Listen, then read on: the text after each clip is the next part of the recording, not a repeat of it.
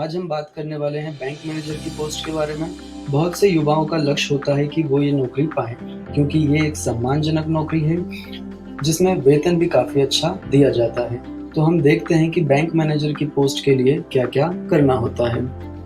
Bank manager बनने के लिए आपको मान्यता प्राप्त विश्वविद्यालय से BA, BCom, BBA, BSc, BTech आदि जैसे किसी भी स्ट्रीम में ग्रेजुएशन किया हुआ होना चाहिए। चाहे निजी बैंक हो या सरकारी बैंक, दोनों ही स्थिति में आप कभी भी सीधे बैंक मैनेजर नहीं बन सकते। आपको पहले पीओ बनना होगा, जिसके लिए बैंक पीओ एग्ज़ाम को पास करना होगा, जिसके बाद आपको 3 से 5 साल की असिस्टेंट मैनेजर के रूप में काम करना होगा, तब जाके आप प्रमोट होकर बैंक मैनेजर के पद पर नियुक्त किए जाएँगे। सरकारी बैंक में पीओ बनने के लिए 2 सबसे प्रसिद्ध रास्ते हैं, एक है एसबीआई पीओ और एक आईबीपीएस पीओ। निजी बैंक में पीओ बनने के लिए भी आपको परीक्षा से गुजरना पड़ेगा और यहाँ पर प्रतियोगिता थोड़ी आसान हो जाती है। प्राइवेट बैंक पीओ के पद के लिए भर्ती करने के लिए अपने-अपने अलग एग्ज़ाम आयोजित करते हैं। इन परीक्षाओं की सूचना आपको इनके ऑफ़िशियल वेबसाइट पर जाकर प्राप्त कर सकते हैं। बहुत से छात्र सोचते हैं कि अगर मुझे बैंकिंग सेक्टर में अपना करियर बनाना है, तो मुझे कॉमर्स लेना चाहिए, पर ऐसा नहीं है। आप किसी भी स्ट्रीम साइंस, कॉमर्स, आर्ट्स से अपनी 12वीं की पढ़ाई पूरी कर सकते हैं।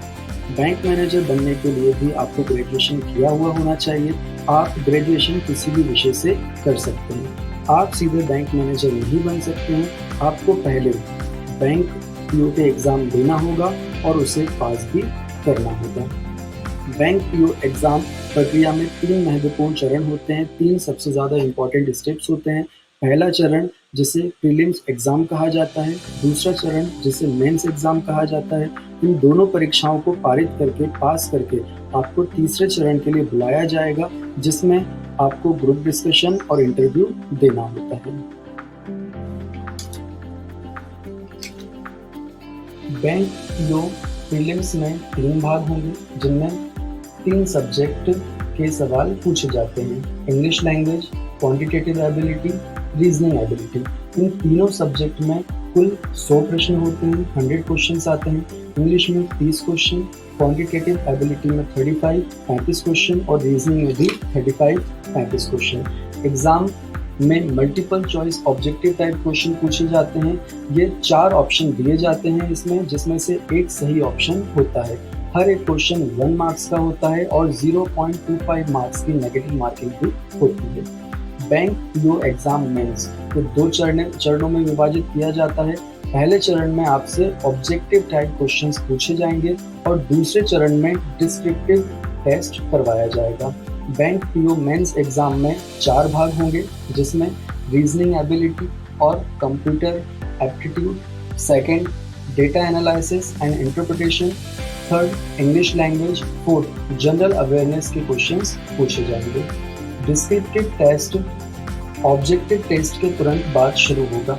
इस पेपर में कुल 2 क्वेश्चन होंगे, लेटर राइटिंग और ऐसे राइटिंग। केवल बैंक पीओ मेंस एग्ज़ाम को पास करने वाले ही ग्रुप डिस्कशन और इंटरव्यू फेस कर पाएंगे।